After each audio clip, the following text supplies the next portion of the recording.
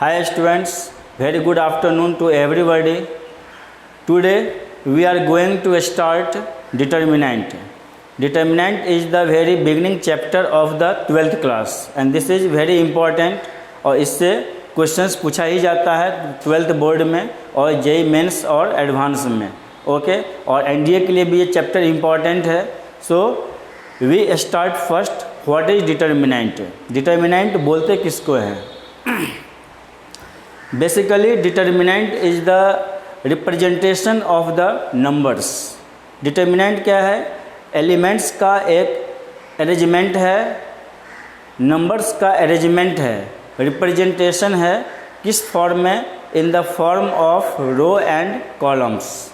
Just I have written determinant is the representation of the numbers in the form of row and columns.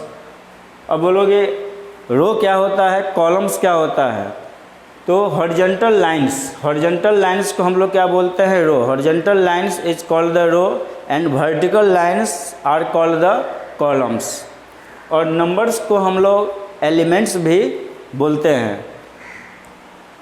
और determinant को generally denote किया जाता है delta से. This is the symbol for delta. इसको हम लोग क्या पढ़ेंगे? डेल्टा पढ़ेंगे.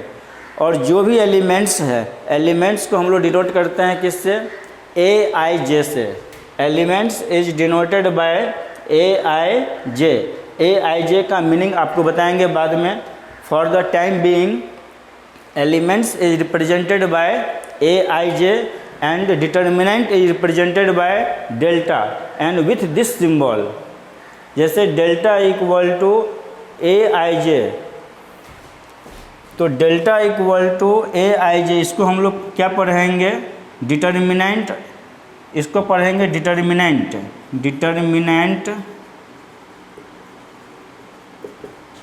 Of A I J, not mod A I J. इसको हम लोग मॉड बिल्कुल नहीं पढ़ेंगे. इसको क्या पढ़ेंगे? डिटर्मिनेंट. बिकॉज ये डिटर्मिनेंट का ही सिंबल है और इस सिंबल के बीच में ही हम लोग सारे एलिमेंट्स को प्लेस करना होता है. For example delta equal to 1 2 3 4. This representation is called the determinant. यहाँ पे देखिए, this is the horizontal lines. This is the horizontal lines. इसमें 2 हॉरिजॉन्टल लाइंस है. तो हॉरिजॉन्टल लाइंस को क्या बोलते हैं? Row. Horizontal lines is called the row. This is the first row. This is denoted by R1. This is the second row. This is denoted by R2. so there are 2 horizontal lines. so this is the first row and this is the second row and this is the columns. This is the vertical line. तो vertical line is called the column और column is denoted by C1 और C2. तो first column का element क्या है? 1 3. Second column का element क्या है? 2 4. तो this is the first column, this is the second column. Vertical lines are called the column and horizontal lines is called the row. तो फर्स्ट रो में कौन कौन सा एलिमेंट आ रहा है? 1 2. सेकेंड रो का एलिमेंट क्या है? 3 4. सो this is all about determinant. Determinant को हम लोग इसी तरह से रिप्रेजेंट कर सकते हैं. और इसमें 2 रो है. इस डिटर्मिनेंट में 2 रो है एंड 2 कॉलम्स है. So it is called second order determinant. Order of the determinant. Just we discuss about order of the determinant. तो order of the determinant, you can say that order of determinant.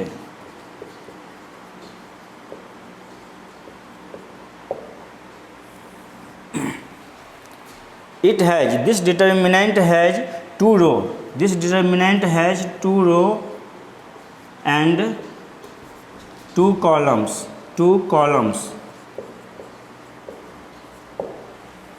So it is called second order determinant. इसको हम लोग second order का determinant बोलते हैं।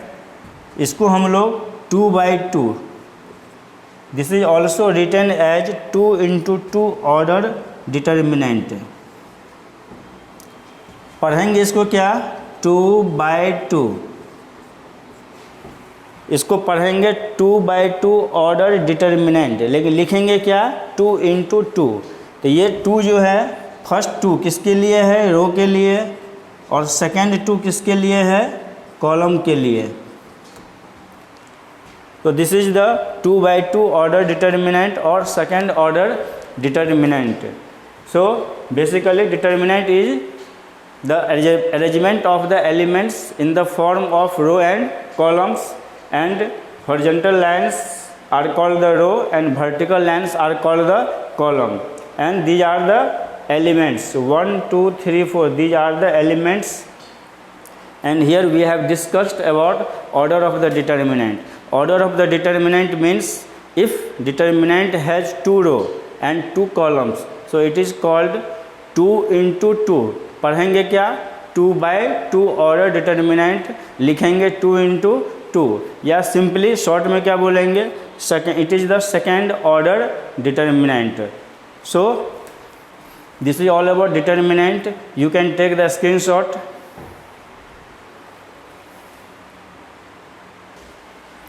Now come to second order determinant. Second order determinant just अभी हमने explain किया है, if it has 2 row and 2 columns then it is called second order determinant. तो सेकेंड ऑर्डर डिटर्मिनेंट को कैसे लिखेंगे, देख लीजिए आप लोग। सेकेंड ऑर्डर डिटर्मिनेंट में टोटल कितने एलिमेंट होंगे, 2 × 2, दैट इज 4। तो this second order determinant has total 4 elements. इस 4 एलिमेंट्स को हमने इस तरह से लिखा है, A11, A12, A21, A22। तो A11 का मीनिंग क्या होता है, A11 means element in the first row and first column. This element belongs to first row and first column. देखिए ये एलिमेंट फर्स्ट रो का एलिमेंट है और फर्स्ट कॉलम का एलिमेंट है। तो फर्स्ट रो और फर्स्ट कॉलम जहाँ पे मीट करेगा, this will be the element. तो this is the element in the first row and first column. Similarly A12 means element belongs to या element lies in first row and second column. This is the element in the first row and second column. ये element first row का element है और second column का element है। Similarly you can say that A21 means element lies in the second row. First element row के लिए represent करता है, सेकेंड एलिमेंट कॉलम को रिप्रेजेंट करेगा। This is the element in the second row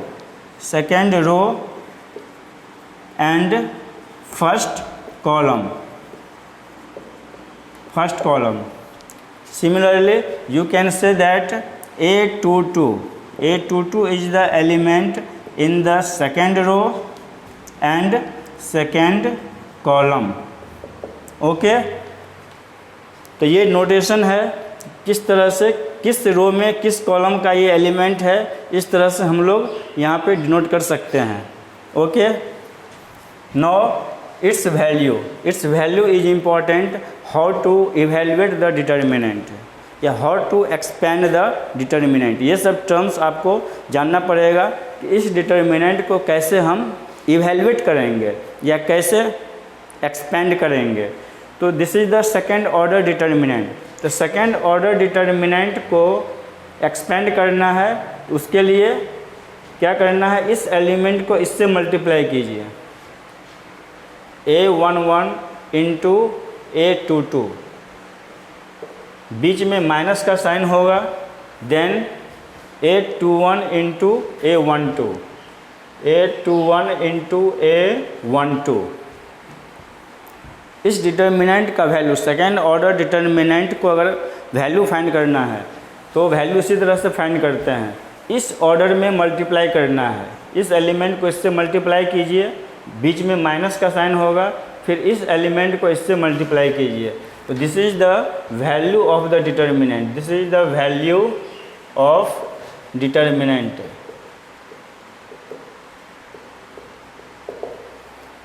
This is the value of the determinant. So I have just explained कि how the elements are placed in the row and column and what will be its value. So we just take the example of second order, then we calculate the value of the determinant. Suppose delta equal to 2 3 minus 4 0. This is the second order determinant. Second order means it has 2 row and 2 columns. So you can write this 2 by 2. तो what is the value of this determinant? तो इस 2 को इससे multiply कीजिए, 2 into 0, बीच में minus का sign होगा, फिर -4 को 3 से मल्टीप्लाई कीजिए, -4 into 3. Calculate this one, this is 0 minus minus plus 12, that is 12. So the value of this determinant is 12. In this way we can calculate, we can evaluate the value of the second order determinant. Okay, I hope you are getting. Please just take the screenshot. Now come to this question. Question is that you have to construct a second order determinant. Second order determinant आपको बनाना है whose elements are given by, जिसका elements aij का value -i plus j upon 2 है. Actually what does it mean? aij का मतलब क्या होता है? aij represents the element, aij is the element in the ith row and jth column. Actually में ये जो एलिमेंट है ith रो का एलिमेंट होगा और jth कॉलम का एलिमेंट होगा. For example first row second column का एलिमेंट, इस तरह से element in the ith row and jth column. तो एलिमेंट्स का वैल्यू दिया हुआ है, you have to construct 2 by 2 order determinant. तो जब भी सेकेंड ऑर्डर का डिटर्मिनेंट बनाना हो तो आप ये डिटर्मिनेंट ले सकते हैं, a11, a12, a21, a22. This is the elements of the second order determinant. अब सारे एलिमेंट्स का वैल्यू आपको फाइंड करना है, कहाँ से? इस वैल्यू से. तो you have to find a11 जैसे फाइंड करना है, i के जगह 1, j के जगह 1 पुट कीजिए. तो यहाँ भी i के जगह 1, j के जगह 1 पुट करेंगे. तो -1 + 1 divided by 2, that is 0/2, that is 0. a11 का वैल्यू क्या हो गया? 0. Similarly you have to find a12. a12 का वैल्यू, i के वैल्यू 1 है, i के जगह 1 पुट कीजिए, और j के जगह 2 है, j के जगह 2 पुट कीजिए, divided by 2.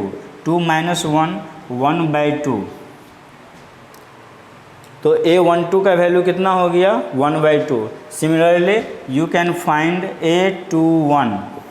a21 means i की वैल्यू 2 है, j की वैल्यू 1, i की वैल्यू 1, यहाँ i की वैल्यू 2 पुट कीजिए, प्लस j का value 1 divided by 2. This is -1/2. Now come to a22. What is the value of a22? i के जगह 2, j के जगह भी 2, i और j के जगह 2 पुट कीजिए, -2 + 2 divided by 2, that is 0. In this way we have calculated all the elements a11, a12, a21, a22. Value calculate करने के बाद इस वैल्यू को, इस एलिमेंट को इसमें पुट करेंगे. देन a11 का वैल्यू 0, a12 का वैल्यू 1/2, A21 का वैल्यू -12 and A22 का value 0. This is the we have constructed a second order determinant. Second order determinant हमने बना लिया. अब इसका अगर वैल्यू फाइंड करने के लिए बोलेगा तो वैल्यू भी फाइंड कर सकते हैं. क्रॉस मल्टीप्लाई करना है, 0 × 0 0, बीच में माइनस का साइन, फिर -12 को हाफ से मल्टीप्लाई कीजिए, -12 × half, that is minus minus plus 1/4. So its value is 1/4. This is the second order determinant. इस तरह का बहुत सारे क्वेश्चंस आपको मिलेगा. You can do this by own. Okay, you can take the screenshot. Now let's solve this question. Find the value of x if second order determinant की value कितना given है, 3. अगर इसका वैल्यू 3 है then you have to find the value of x. Simple है, just second order determinant की value को क्या करना है, इवैल्यूएट करना है. You can solve it. Take the cross multiplication. 2x × x - 2 minus 3x × -3, that is equal to 3. Simplify it. 2x² - 4x minus minus plus 9x equal to 3. 2x² plus 5x -3 equal to 0. So this is the quadratic equation. This is the quadratic equation in x. You can factorize it. 2x².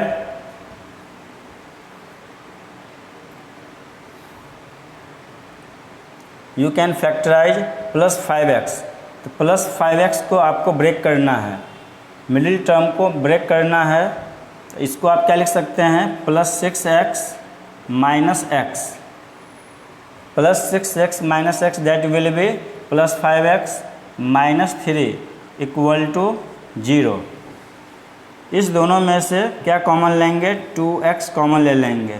यहाँ क्या बचेगा, x + 3 -1 common, then this becomes x + 3 equal to 0. x + 3 common ले सकते हैं. Take the common x + 3, then we have two factors, x + 3 × 2x - 1 equal to 0. दो factor का product अगर 0 है तो each factor either this factor is 0, either x + 3 equal to 0, then x equal to क्या होगा, -3, एंड इस फैक्टर को भी 0 करना है. 2x - 1 equal to 0, then x equal to half. So here we have two values of x. X equal to half and x equal to -3. So this is the value of x if determinant is given. Okay, I hope all students are getting. Please take the screenshot. Now come to another questions. Find the value of x. Find the value of x if two determinants are equal. अगर दोनों second order का determinant है और दोनों determinant equal है तो x की value क्या होगा, you have to find the value of x. How to solve it, it's very simple. Cross multiply कीजिए. 2 × 1 2 × 1 minus 5 × 4 5 × 4, that is equal to 2 × x, 2x - x -6 × 4. Just simplify it. 2 - 20 equal to 2x² - 24. Okay, this becomes -18. इसको इधर shift कर लीजिए. plus 24, that is equal to 2x square. This becomes 6. The 6 equal to 2x square. Then 2 से divide कर दीजिए, 3 equal to X square. This implies X square equal to 3. Then x equal to plus minus under root of 3. So this is the value of x. Okay, इस type का second order का questions को आप solve कर सकते हैं.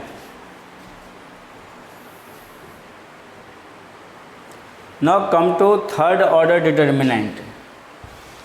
Third order determinant ही हम लोगों को पढ़ना है and this is very very important. इसका प्रॉपर्टीज भी हम लोग पढ़ेंगे इन द कमिंग वीडियोज. तो first we explain what is third order determinant.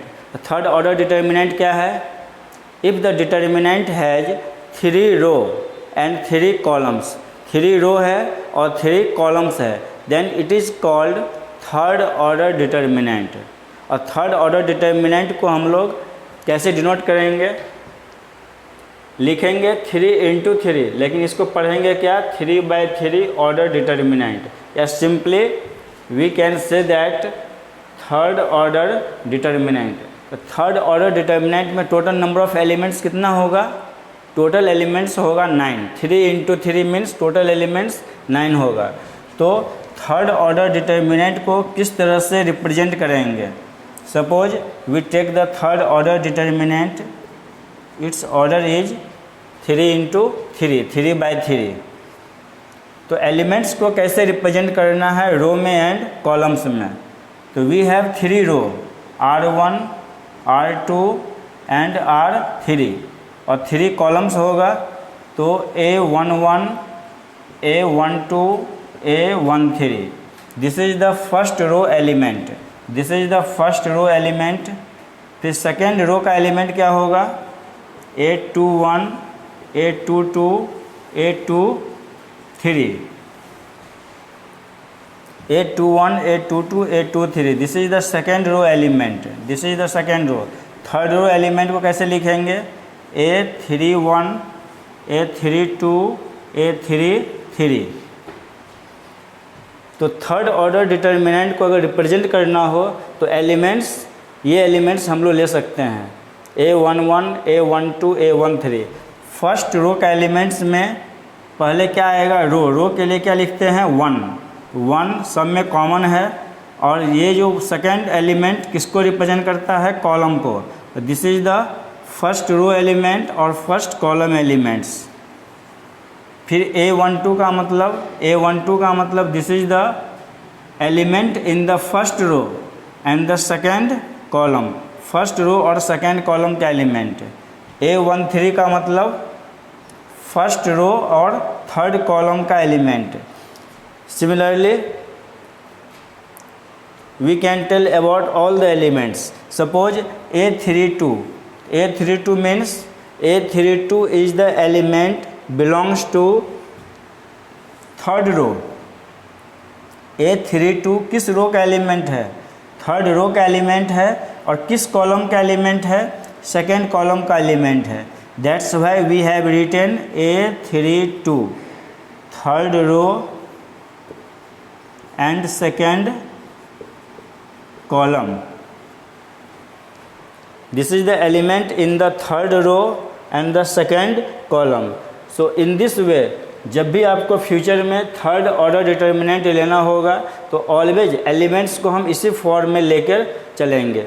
Okay, and इसके जगह हम लोग एक एग्जांपल भी ले सकते हैं.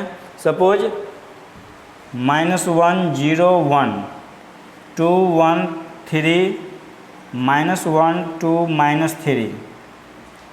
एलिमेंट्स हम लोग कुछ भी ले सकते हैं.